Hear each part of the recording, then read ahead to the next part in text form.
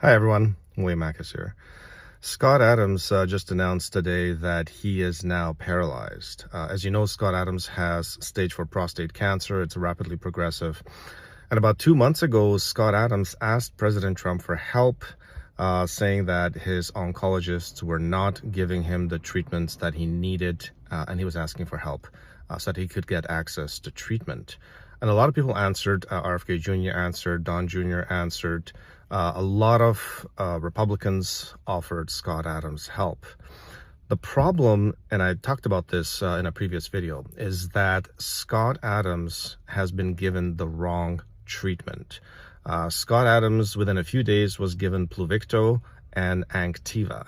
Now, I helped develop Pluvicto. I helped develop the technology behind Pluvicto. I have a dozen publications in this, the lutetium-177 targeted radiation therapy. It's the wrong treatment. They've given him the wrong treatment at the wrong time. Now, Pluvicto is a targeted radiation therapy. It's a pretty good cancer therapy. And I've treated, hundreds of patients with it about a decade ago. Now, the thing is that it's a fairly mild therapy.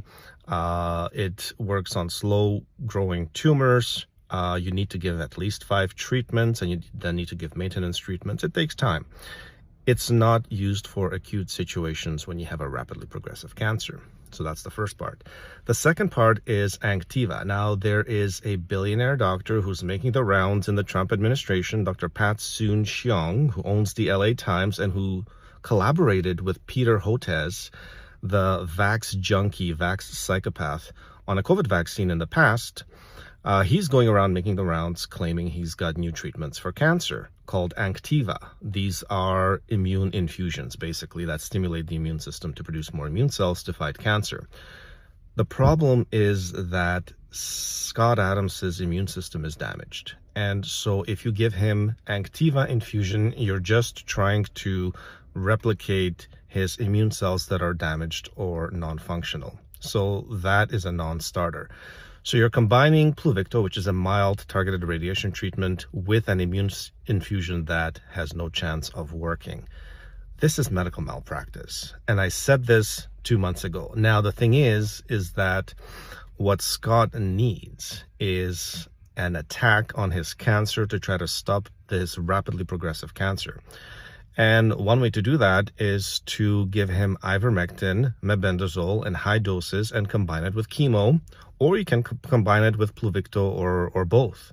And that way you're getting the chemosensitization properties of Ivermectin and Mebendazole to enhance the effects of chemo cancer cell killing. And you're getting the sensitization properties of Ivermectin and Mebendazole to enhance the radiation cancer cell killing by Pluvicto.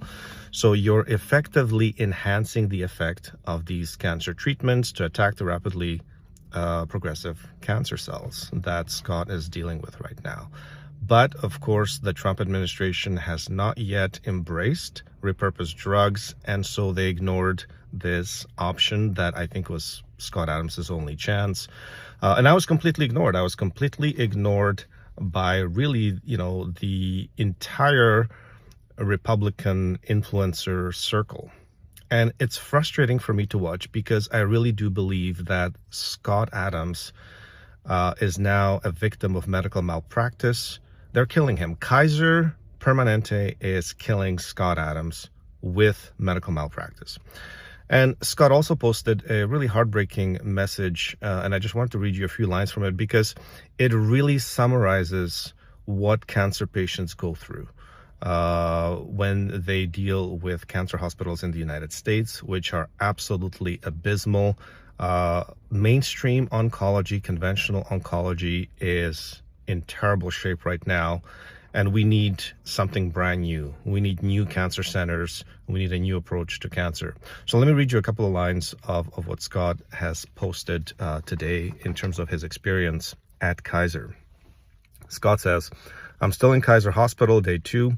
I haven't pooped in 4 or 5 days, and I lost all ability to control my lower body since yesterday. I don't know if this is permanent or if it's growing. He goes, I don't know if the cancer or the constipation has caused the paralysis. Now, this is the important part. And I don't have a doctor in charge as far as I can determine. Kaiser has a rotating group of doctors on call, and they only do drive-by doctoring depending what day it is and who is on vacation. This is cancer care, folks. This is cancer care in America. I did MRI and CT scans and blood tests and have heard no diagnosis. No one has told Scott anything. Nor do I know when I will hear results or from whom. Again, you're kind of left on your own. I am now in palliative care program, which gives me single contact nurse to help coordinate this confusion. That looks promising. We'll see if that can help today. I think my general practitioner, oncologist, urologist, dermatologist, and a few other doctors are involved, but they are only reachable by email every day or two. I'm hoping palliative care can shortcut that. This is cancer care in America today. This is cancer care in Canada. This is cancer care in the UK, in Australia, pretty much the entire Western world. And it's absolutely unacceptable. And look, I mean, Scott Adams is a millionaire. He's a wealthy gentleman. He's a celebrity. He's famous. And look at how he's being treated. It doesn't matter who you are. Once you get into the cancer system, the mainstream cancer system, you are ignored, you are abused, you can't reach a doctor, and no one will tell you what's going on. And Scott tells us that he's basically been abandoned. So on top of being given the wrong cancer treatments, he's now being completely abandoned by Kaiser.